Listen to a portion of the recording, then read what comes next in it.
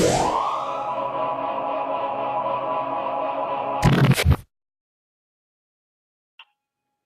how you doing? This is Michael Thompson, coming all the way from Medellin, Colombia, this video.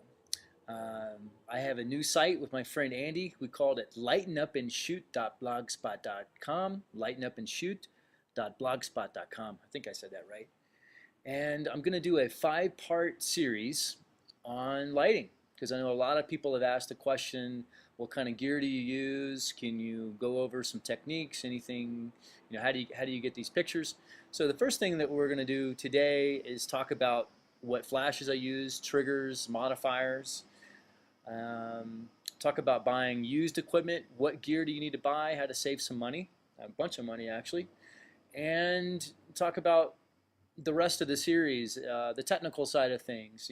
I learned this from reading the Strobus columns, and also from buying Zach Arias's DVD from his OneLightWorkshop.com.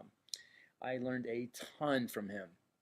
So the first thing we're going to talk about today is the type of flashes that I use. I don't mind buying used flashes. I think as long as you buy a flash that you can put in manual mode, that's the way I shoot. Everything is manual. I don't use fancy TTL or any kind of computers that talk to one another.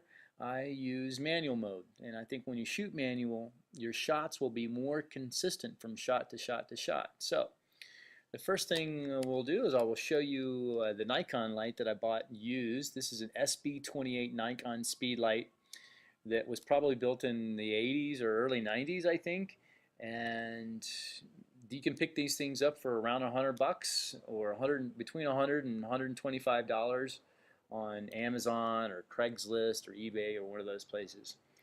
So that's what I start with, and then I use for radio triggers. I experimented first with those really $30 or $40 triggers. I think they're called eBay triggers. I personally found them to be very inconsistent, or I had my light up on a stand with an umbrella and the wind blew over and they fell on the ground and they exploded. So I wound up buying a second set and they exploded too, after a couple of days. So I decided to go ahead and buy some decent flashes, and I found the SB28s. They're rugged, they're tough.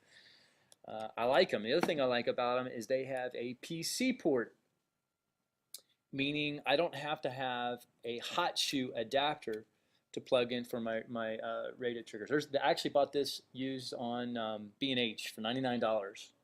Anyway, so here's my SB28. I use for triggers, I use the CyberSyncs. I'm going to put a link on the site so you can know where to go. I think these are on alienbees.com, but you can probably buy them other places. But they don't really have a way to attach them to the flashes, so I just put some Velcro on top, or sometimes I put it on the side of the Speedlight. So I just attach it like this and get out your cable. Simply plug it in. This is why I love the old SBs, is that you got a PC port. Just plug it right in there. I found that the connection to be a little loose, so I use a piece of gaffer tape that I have sitting right there, and that seems to secure it. That way it fires every time. Also, my recommendation would be to buy extra cables when you do buy a set of either Pocket Wizards or whatever, or CyberSyncs or whatever transmitter. Buy extra cables because they do go bad on you. I mean, this is a cheap piece of cable wire, and they tend to break right here at the joints. So have extra ones. So as far as cost is concerned, I was online looking.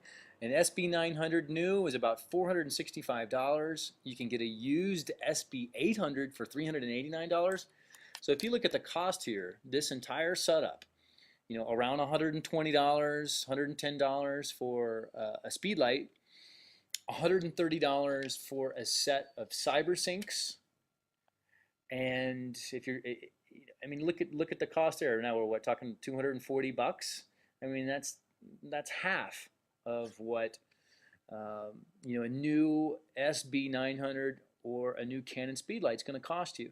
So if you're new and starting out to this, you can literally buy an entire setup with a light stand that probably costs $50-60. A light modifier, I recommend a 60-inch umbrella to start with, a set of cyber sinks, that's what I like to use, and one of these old SBs if you can find one, or any used flash for that matter that you can put in manual mode. It really doesn't matter what it is or what brand it is. As long as that you can shoot in manual mode and manipulate the power settings, or the flash power settings, then you're good to go. So an entire setup is costing less than what a new flash is going to cost. And I don't use the TTL mode. I don't find it useful. I actually think it's better to shoot manual mode. You know what's happening in the camera. You have a better understanding of the shutter speed and the aperture. You're using your brain. And then once you get your subject properly exposed, your shots are going to be consistent from shot to shot to shot to shot because you're in a manual mode. So we'll talk more about that in this next series, but that's the introduction. And the next one we're going to be talking about is the different variables of exposure and light. So it's going to be fun.